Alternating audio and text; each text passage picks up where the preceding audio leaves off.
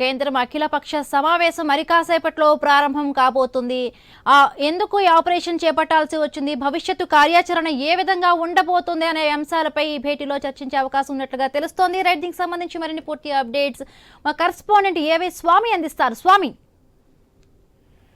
హిమబిందు ఒకవైపు నిన్న పాకిస్తాన్ పైన పహల్గాం దాడి తర్వాత భారత ప్రభుత్వం వివిధ దళాలను కూడా పాకిస్తాన్ లో ఉన్నటువంటి ఉగ్ర శిబిరాలపైన దాడి చేసి వాటిని ధ్వంసం చేయడం, ఒకవైపు రెండు దేశాల మధ్య ఉద్రిక్తతకు దారితీస్తున్నాయి. ఒకవైపు పాకిస్తాన్ నుంచి రోగ్ ఫైర్ జరగడంతో కూడా పుల్వామా ప్రాంతం ఏరియాలో ఒకవైపు సివిలియన్స్ మరణిస్తుండడం కూడా దేశవ్యాప్తంగా కొంత ఇబ్బందికర పరిణామంగా మారింది. దీంతో జరిగిన పరిణామాలను కూడా వివరించడం కోసం కేంద్ర రక్షణ శాఖ మంత్రి రాజ్నాథ్ సింగ్ అధ్యక్షతన ఒకవైపు అఖిలపక్ష భేటీ జరగబోతుంది. హోంమంత్రి అమిత్ షాతో పాటు పార్లమెంటరీ వ్యవహారాల శాఖ మంత్రి కిరణ్ రిజిజు ఈ సమావేశానికి హాజరవుతారు. వివిధ రాజకీయ పక్షాల నుంచి కూడా అన్ని కాంగ్రెస్ నుంచి మల్లికార్జున ఖర్గేతో పాటు వివిధ రాజకీయ పక్షాల నుంచి నేతలంతా కూడా హాజరవుతారు. దీనికి సంబంధించినటువంటి ఈ ఆపరేషన్ సింధూర్ తో పాటు ప్రస్తుతం జరుగుతున్నటువంటి పాకిస్తాన్ ఇండియా ఉద్రిక్తల నేపథ్యంలో జరిగిన పరిణామాలు, భవిష్యత్తులో రాబోయేటువంటి పరిణామాలపైన కూడా వివరించడం కోసం ఈ అఖిలపక్ష సమావేశం ఏర్పాటు చేశారు. కేంద్ర ప్రభుత్వం మొత్తం వ్యవస్థనంతా కూడా జరిగినటువంటి వ్యవహారాలపైన కూడా ప్రతిపక్షాలకు పూర్తి స్థాయి వివరాలు అందజేయబోతుంది. వివరాలు ఇచ్చిన తర్వాత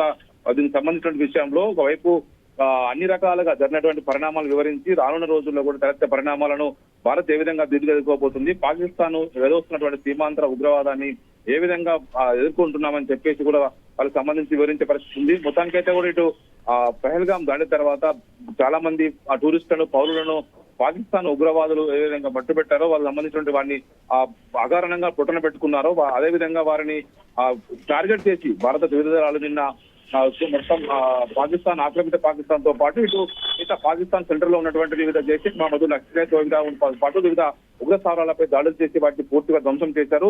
ఈ తర్వాత అంతర్జాతీయంగా కూడా ఒకవైపు జరిగిన పరిణామాలతో పాటు ఇండియా, పాకిస్తాన్ కొంత సమయం పాటించాలని చెప్పి వివిధ దేశాలు మాట్లాడుతున్నాయి. మరికొన్ని దేశాలు భారత్ కు బాసరుగా నిలుస్తున్నాయి. ఉగ్రవాదంపై చర్యలు తీసుకునే పూర్తి హక్కు భారత్ కు ఉందని చెప్పేసి కూడా వారంతా కూడా భారత్ కు బాసరుగా నిలుస్తున్నారు. ఇలాంటి పరిస్థితుల్లో జరిగినటువంటి రాజకీయ పరిణామాలు, అంతర్జాతీయంగా వస్తున్నటువంటి వివిధ విషయాలను కూడా ప్రతిపక్షాలకు భారత ప్రభుత్వం తరఫున ఇటు రక్షణ శాఖ మంత్రి రాజ్నాథ్ సింగ్, అదేవిధంగా హోంమంత్రి అమిత్ షా, పార్లమెంటరీ వ్యవహారాల శాఖ మంత్రి కిరణ్ రిజిజు వారికి వివరిస్తారు.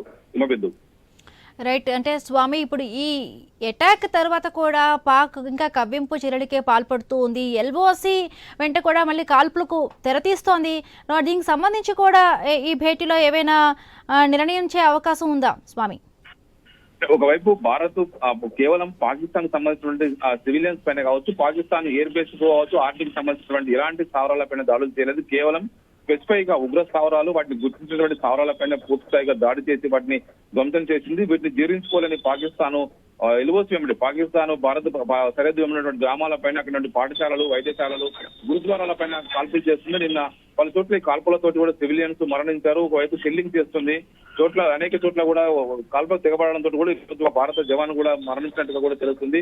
మొత్తానికైతే పాకిస్తాన్ వివరిస్తున్నటువంటి ఈ తీరు పట్ల ఒకవైపు భారత్ పూర్తి స్థాయి యుద్ధంలో దిగే పరిస్థితుంది. రానున్న రోజుల్లో ఇది దురదృష్టం మాత్రమే. మనం ఒకవైపు ఆపరేషన్ సింధూర్ చేపట్టాము. రానున్న రోజుల్లో మరిన్ని ఒకవైపు ఉగ్ర స్థావరాలను కూడా ధ్వంసం చేయడం కోసం భారత్ ప్లాన్ చేస్తున్న నేపథ్యంలో జరిగేటువంటి అన్ని రకాల రాజకీయ పరిణామాలు, అంతర్జాతీయంగా వచ్చే ఒత్తిడి కావచ్చు, పాకిస్తాన్ వివరిస్తున్న తీరు కావచ్చు, వీటన్నింటినీ కూడా జరిగిన పరిణామాలన్నింటినీ కూడా ఇప్పుడు భారత ప్రభుత్వం తరఫున వీళ్ళంతా మంత్రులంతా కూడా అఖిలపక్ష నేతలకు వివరిస్తారు.